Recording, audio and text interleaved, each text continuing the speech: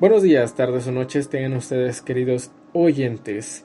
Bienvenidos a Charlas Patológicas, su programa favorito sobre temas en materia de psicología y lo relacionado a esta bella área. Este será nuestro primer programa, espero que sea de su agrado. El formato de este programa será un poco corto, por lo tanto tal vez la información no se encuentre lo suficientemente sintetizada. Debido a que este proyecto se encuentra iniciando, espero que lo que se mencione aquí sea de su agrado y tal vez más adelante poder extenderlo, dedicándole a cada una de las partes que mencionaremos aquí su pequeño espacio para que nos podamos extender un poco más sobre el tema. Sin más dilación, por lo tanto, comenzaremos con este tema que es la sexualidad. Muchas veces la sexualidad se encuentra relacionada principalmente con el placer o la reproducción. Sin embargo, esto no es así del todo. Existen muchas cosas alrededor de la sexualidad que a veces pasamos por alto, incluso algunas de las que no son tan obvias o evidentes en un primer momento. Podemos hablar, por ejemplo, de las cuestiones emocionales, la situación de poder, entre muchas otras. Particularmente a nosotros, en este pequeño programa, en esta pequeña charla que vamos a tener, nos centraremos en tres particularmente: la política, la economía y el placer. Sobre el placer hablaremos muy por encima, será una pequeña embarradita, pero esperemos que sea suficiente para dejarlos pensando y tal vez más adelante poder extender un poco más este tema, dándole su espacio completo, porque sinceramente podríamos estar aquí hablando sobre esto por mucho tiempo. Pero bueno, la idea es que esta charla sea lo más amena posible y esperemos que la disfruten. Sobre la política podríamos decir muchísimas cosas. Fuera de la sexualidad nos podríamos quejar muchísimo, sobre todo aquí en México. Sin embargo, la política tiene mucho peso sobre la sexualidad y lo podemos encontrar reflejado en muchos momentos de la historia en diferentes países. Por ejemplo, en Europa a finales del siglo XVIII podremos encontrar tres grandes códigos que regían las prácticas sexuales en aquel momento. Estos eran el derecho canónico, la pastoral cristiana y la ley civil, que prácticamente dictaban cómo se tenía que vivir la sexualidad en aquel momento, principalmente y centrado sobre todo este tipo de normativas sobre la sexualidad alrededor del matrimonio, del cónyuge, para poder cumplir estas exigencias que dictaba la ley y dictaba la religión en aquel momento. Romper las leyes de la religión o las leyes establecidas como tal en aquel momento, incluso buscar placeres extraños que en la actualidad nos parecen hasta cotidianos, era motivo para condena, algunas más graves que otras. Incluso podemos encontrar cosas un poco más peculiares que en nuestra época actual nos parecerían bastante raras, como un delito, como puede ser la caricia recíproca, entre muchas otras, como el incesto espiritual, algo muy particular de aquella época. Prácticamente podríamos decir que era soñar con hacer X cosa o pensar en hacer X cosa era motivo suficiente para cometer un acto delictivo, de lo cual se te podía acusar y ser condenado. Cosas como ver una película pornográfica en la actualidad, obviamente en aquel momento no existía, pero eras motivo suficiente para ser penado. Para todos los pajeros del mundo, yo creo que vivir en esta época no hubiera sido de su agrado.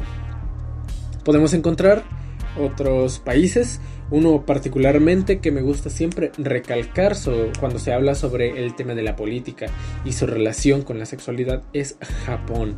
Japón tiene una historia política muy peculiar desde hace bastante tiempo, en donde sus políticas estaban y en la actualidad están enfocadas en el aumento de la natalidad de sus ciudadanos.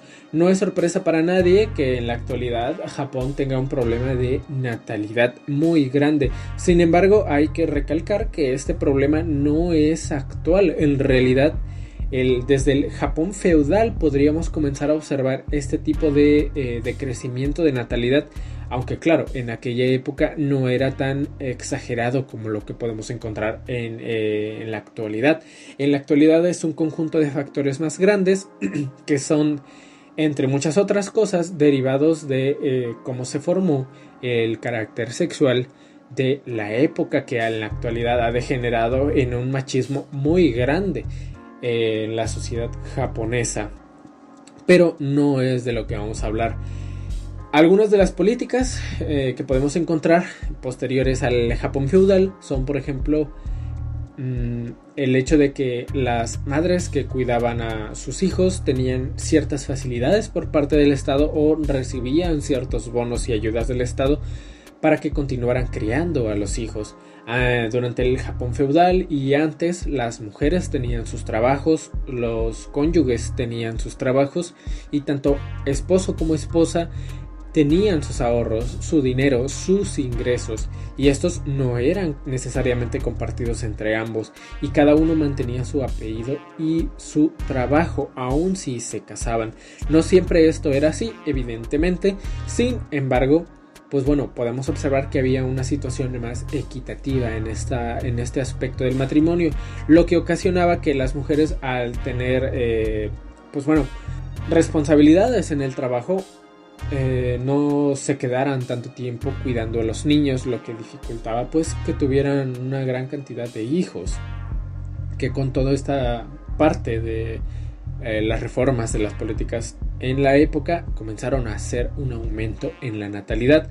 Posterior a la caída de la bomba atómica en Japón, este tipo de políticas también se volvieron a implantar, incluso de forma un poco más fuerte, entre muchísimas otras que beneficiaban este modelo familiar en el que la madre se quedaba a cuidar a los hijos y el padre salía a trabajar en la industria. Por lo que, pues bueno, se continuó fomentando este tipo de características relacionadas a la sexualidad.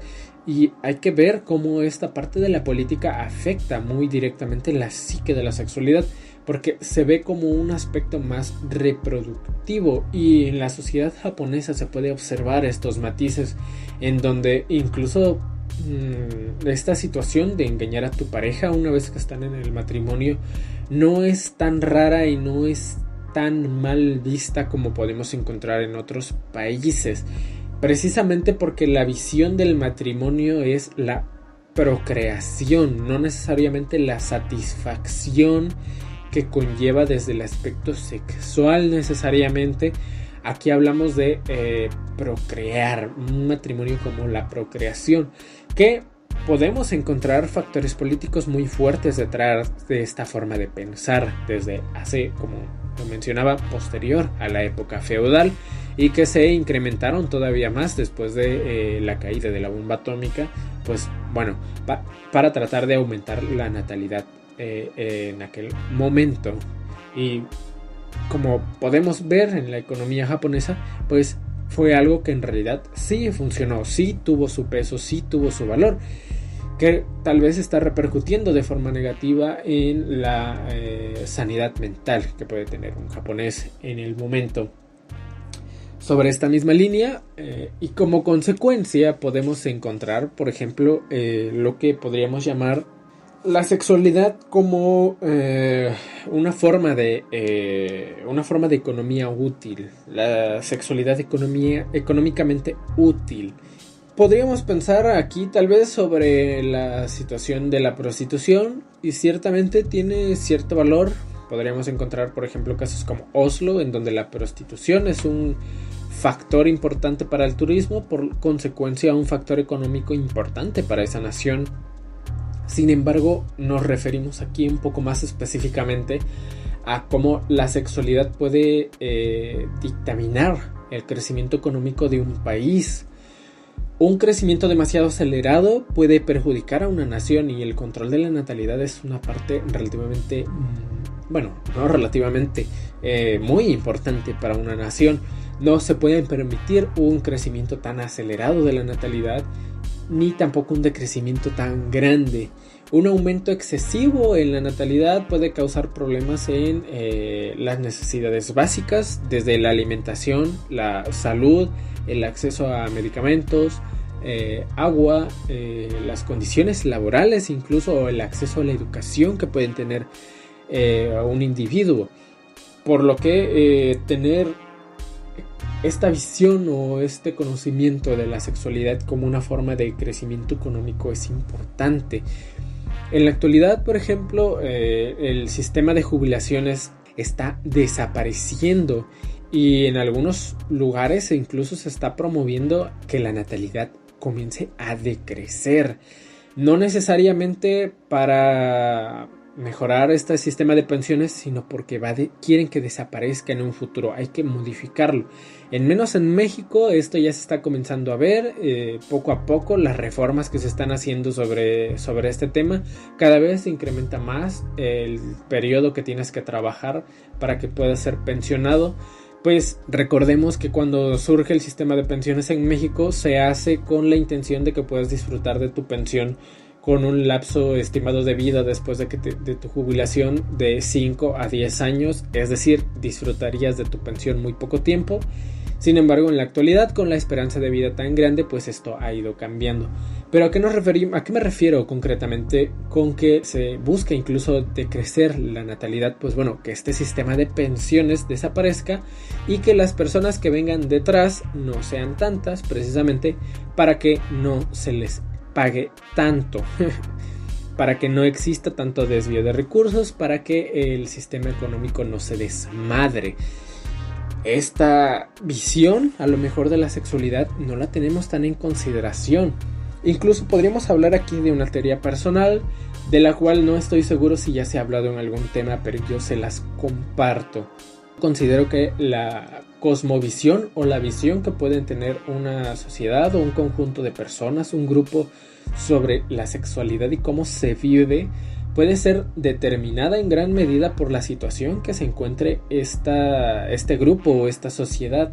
Un grupo pequeño que tenga carencias de mano de obra, que se encuentre en desarrollo, obviamente tendrá una necesidad de tener mayor cantidad de personas en su grupo. Es decir, la mentalidad que se va a tener sobre la sexualidad se verá evocada más en la necesidad reproductiva. Cuando el grupo se encuentre con un crecimiento excesivo, la facilidad que tendrán los individuos para evocar la sexualidad como algo placentero o como una situación de experimentar o más lúdica será mayor. Por lo tanto, creo que incluso la sexualidad puede ser vista desde esta parte como un regulador social, un regulador económico, y a veces esto puede escapar mucho de la vista de las personas. Hay que tenerlo muy en consideración en cómo vivimos nuestra sexualidad y que somos afectados y bombardeados constantemente de muchísimos aspectos. Pero bueno, no me puedo enrollar más porque se nos va el tiempo, y hablemos por último de la parte del placer, que creo que es lo que más se ve o más se habla, el cómo puedes disfrutar de tu sexualidad, el que tienes que gozarlo, siempre llegar al máximo. Bueno, déjenme decirles que esto es complicado de entender. Un ejemplo de esto es, por ejemplo, una persona que puede disfrutar del dolor. Pongamos a Panchito, que Panchito hizo algo en el pasado que le afectó bastante. Se siente culpable por este hecho, por lo tanto, Panchito, cada vez que recibe daño, sufrimiento, agonía o un sentimiento similar, se siente bien, siente placer porque siente que está pagando con su culpa. Entonces, esa sensación placentera también la podemos encontrar en la sexualidad, como en fetiches, fijaciones como el masoquismo o el sadomasoquismo. Y muchas veces no tenemos en consideración que esto también puede evocarse en aspectos más cotidianos, como por ejemplo en buscar parejas con características muy agresivas, lo cual puede degenerar rápidamente en causarnos daño fuera del aspecto sexual, por lo que hay que tener mucha consideración en cómo vivimos el aspecto sexual o el aspecto placentero. Hay que ser conscientes de qué es lo que consideramos placenteros en realidad. Sin embargo, no me puedo enrollar mucho más. Espero que en el próximo programa tal vez podamos encontrarnos nuevamente y extendernos un poco más en el tema. De momento me despido. Muchas gracias por escuchar. Hasta la próxima.